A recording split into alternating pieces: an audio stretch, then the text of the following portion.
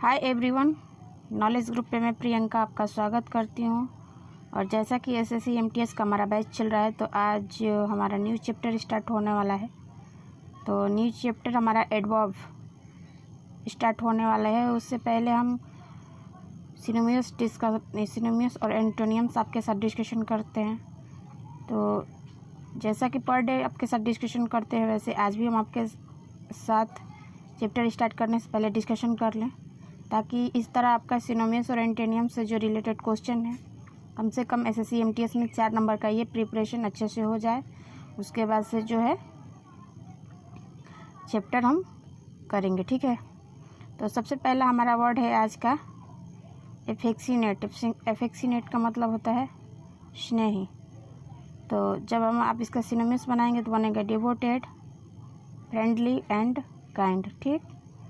दूसरा है aggravate. Aggravate का मतलब होता है उत्तेजित या क्रोधित करना। जब इसका हम सिनोनिम्स बनाएंगे तो बनेगा कि एक्स एग्रीगेट,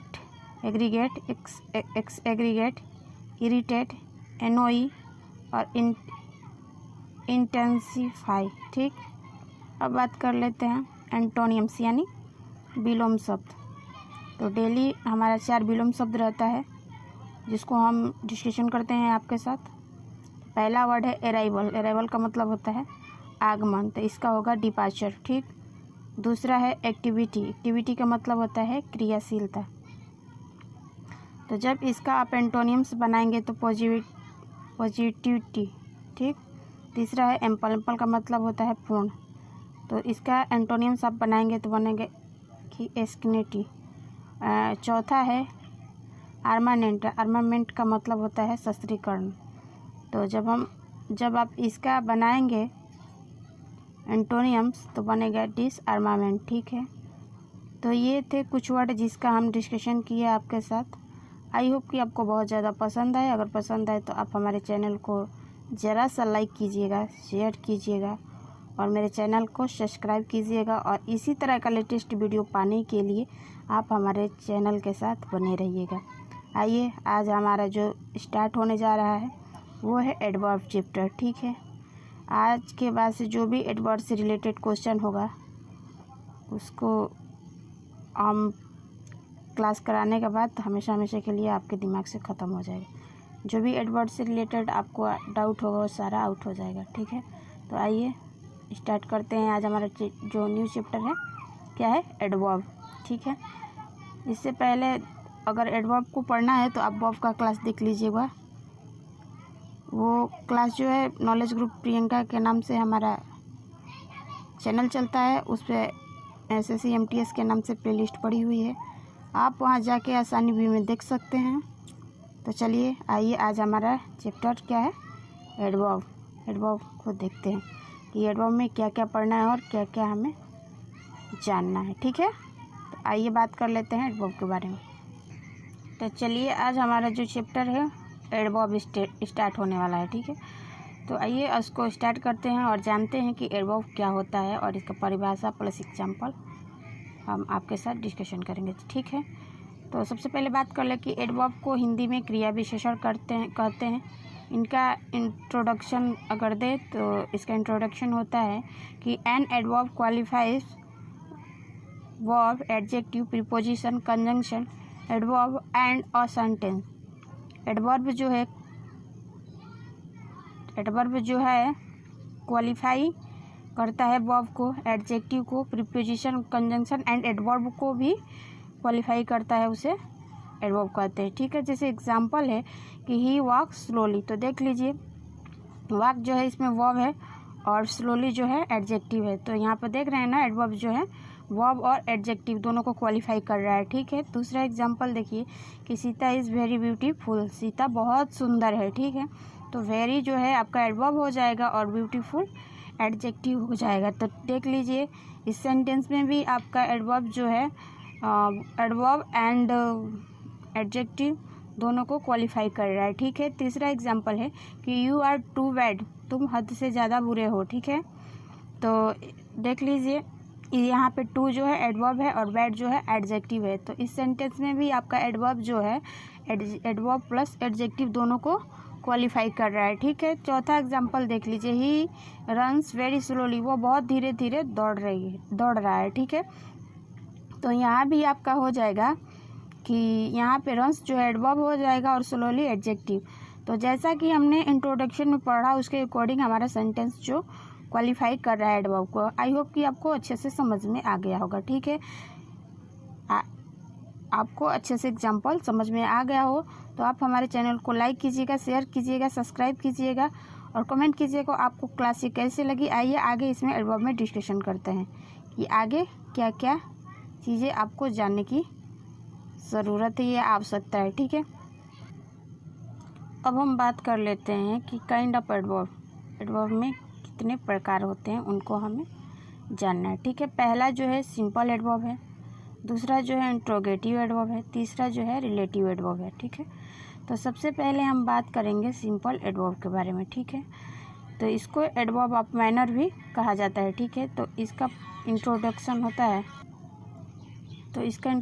होता है कि वे एडवर्ब्स जो किसी कार्य के होने के तरीका या विधि को एक्सप्रेस यानी अभिव्यक्त करता है। जैसे एडवर्ब ऑफ मैनर देख लीजिए कैसे हम बनाते हैं। तो जैसे एडजेक्टिव में एडजेक्टिव प्लस ly जोड़ के हम बना देते हैं। ठीक है, एडवर्ब ऑफ मैनर। ठीक है, तो हमारा कुछ वर्ड है जिसके अकॉर्डिंग आप अच्छे से समझ जाएंगे। जैसे पहला वर्ड है प्रॉपर प्लस ly जोड़ देंगे इसमें तो हो जाएगा प्रॉपरली, तो इसका हो जाएगा प्रॉपरली का मतलब होता है उचित तरीके से। ठीक है, ऐसे ही दूसरा वर्ड है जिसे सेड प्लस ly जोड़ के तो हम इसको बना देंगे सेडली। ठीक है, तो इसका अर्थ होगा दुखी तरीके से। ठीक, तीसरा वर्ड है जैसे बेड प्लस ly जोड़ देंगे तो हो जाएगा बेडली, तो ये हो जाएगा बुरे तरीके से। ठीक है, तो आई होप कि आपको रूल प्लस एग्जाम्पल अच्छे से समझ में आ गया होगा। आइए आगे इसमें और चीज़ें डिस्कशन करते हैं ताकि आपका कंसेप्ट जो है बिल्कुल क्लियर हो जाए। ठीक है, तो आइए बात कर लेते हैं उन पे कि आगे और क्या रूल और प्लस एग्जाम्पल। यहाँ तक आपको रूल और एग्जाम्पल अच्छे से समझ में आ गया होगा। तो आइए बात कर लेते हैं कि एडवर्ब ऑफ मैनर के साथ विथ का प्रयोग नहीं होता है, क्योंकि विथ इसके साथ सुपरफ्लूस माने जाते हैं। जैसे एग्जाम्पल है कि I will this work with honestly. ठीक है, तो जैसा कि रूल दिया है उसके अकॉर्डिंग हमारा विथ का यूज़ नहीं होगा, तो इस तरह हमारा सेंटेंस से विथ हट जाएगा। तो जब हट जाएगा तो हमारा करेक्ट सेंटेंस बनेगा आपका कि I will this work honestly. ठीक, ऐसा ही दूसरा एग्जांपल है जैसे with respectfully I want to invite you. ठीक,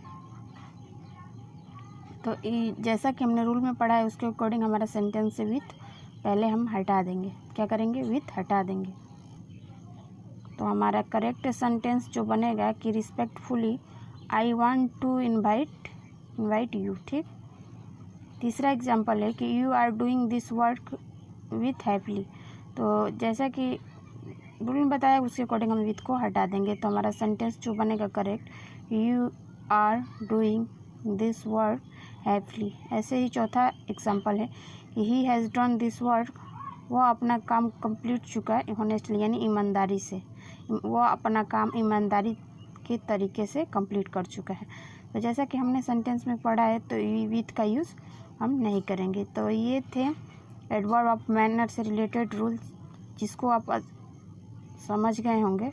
ठीक है, आगे आइए कुछ और रूल है जिसको हम देख लेते हैं। ठीक है, तो आइए उन पे आगे जो रूल हैं उनके बारे में हम आपके साथ डिस्कशन करेंगे। ठीक है,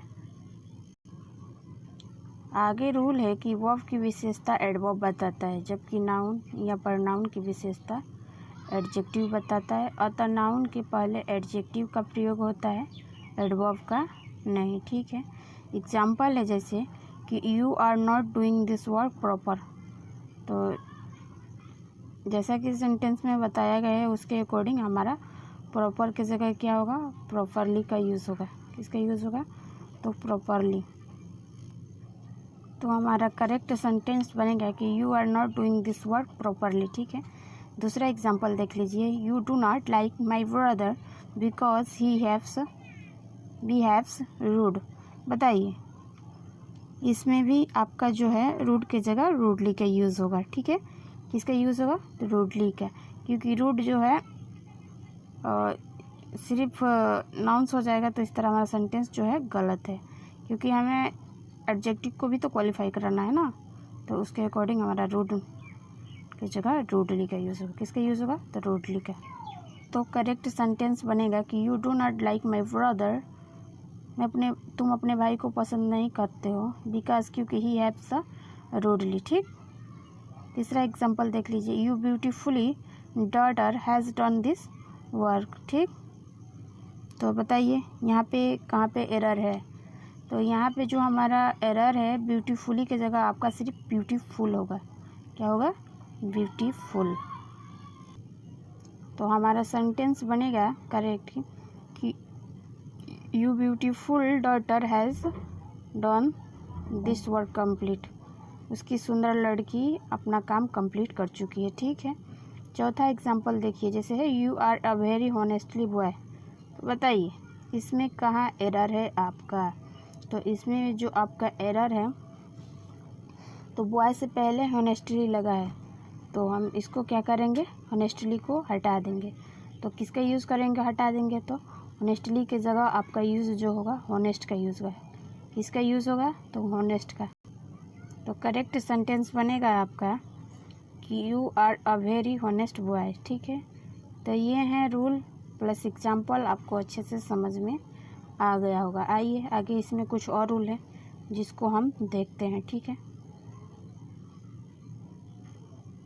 आगे रूल है कि कुछ क्रिया ऐसी है जिनके बाद एडवर्ब नहीं एडजेक्टिव का प्रयोग होता है, जैसे फील, स्मेल, लुक, सीम या अफेयर या टेस्टी। तो फील का अर्थ होता है महसूस होना, स्मेल का मतलब होता है गंध देना, और लुक का मतलब होता है आपका देखना, या सीम या अफेयर का मतलब होता है प्रतीत होना, और टेस्ट का मतलब तो आप जानते ही हैं स्वाद होता है, तो स्वाद देना। ठीक है।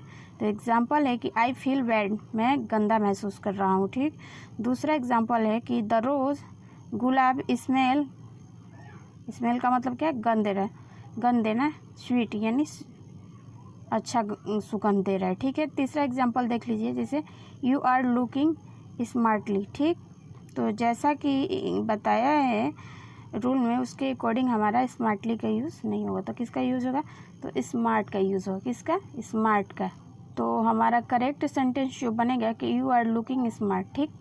वो बहुत अच्छा दिख रहा है। ठीक है। अगला एग्जाम्पल देख लीजिए, जैसे ही सीम्ड सैड। ठीक।